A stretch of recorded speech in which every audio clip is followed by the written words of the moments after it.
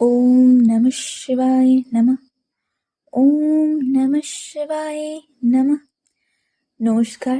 আজকের আমার এই ব্লগটা শুরু হলো একটা মন্ত্র দিয়ে। আর এই মন্ত্র তো আমরা সকলেই জানি কতটা শক্তিশালী, কতটা মনকে শান্তি দেয়। ঠাকুর পুজো করতে গেলে না আমার এখন মনে হয় আগে ঠাকুরের কাছে কত কিছু চাইতাম, এটা দাও ওটা দাও, কিন্তু এখন আমি বুঝি ঠাকুরের কাছে কোনো কিছু চেয়ে লাভ নেই। যা আমার জন্য লেখা নেই তা আমার কোনোদিনও হবে না, যা আমার জন্য বরাদ্দ আছে তাই আমি পাবো। শুধু আমাকে একটু পরিশ্রম করতে হবে।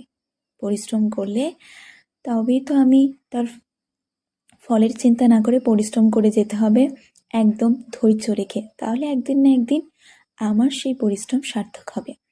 লাগিয়েছি লাল চন্দনের একটা ফেস প্যাক, তোমরাও লাগাতে পারো, স্কিনের জন্য ভীষণ ভালো। আর এখানে ভাজা হচ্ছে মাছের ডিমের বড়া, আমি ভীষণ খেতে ভালোবাসি। আর আমার পরীক্ষা হচ্ছে এই মাসের 18 তারিখ থেকে, আর আমি এখন বসেছি সিলেবাস লিখতে। বাংলা অনার্স নিয়ে পড়ছি, কিন্তু বাংলা যতই আমাদের মাতৃভাষা হোক, বাংলা অনার্সের পড়া কিন্তু অনেকটাই টাফ। আর এত বড় সিলেবাস, আরও অনেকটা লেখা বাকি আছে, সেটাই এখন লিখতে বসছি। আমি ছোটবেলা থেকে খুব একটা মুখস্থবিদ্যায় পারদর্শী নয়। আগে তো স্কুলে থাকতে ডেলি না পড়লেও একটু তো আমি বইয়ে চোখ বোলাতাম। এখন কলেজ ওঠার পর থেকে ওই পরীক্ষার আগের দিন যা হোক করে পড়ে পরীক্ষা দিই। আসলে আমাদের সেমিস্টারটা এত তাড়াতাড়ি দৌড়ে দৌড়ে শেষ হয়ে যায়, সে আর কি বলবো।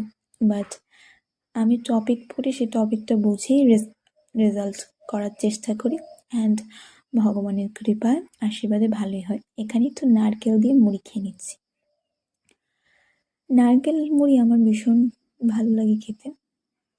কি জানো তো, জীবনে যখন তুমি কোনো কিছু এক্সপেকটেশন রাখা ছেড়ে দেবে, তখন দেখবে জীবনটা অনেক সুন্দর হয়ে যাবে।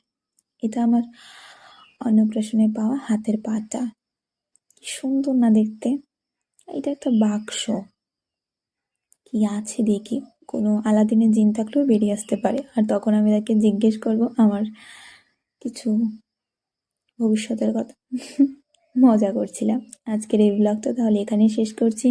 ভালো থাকতে ভুলবে না।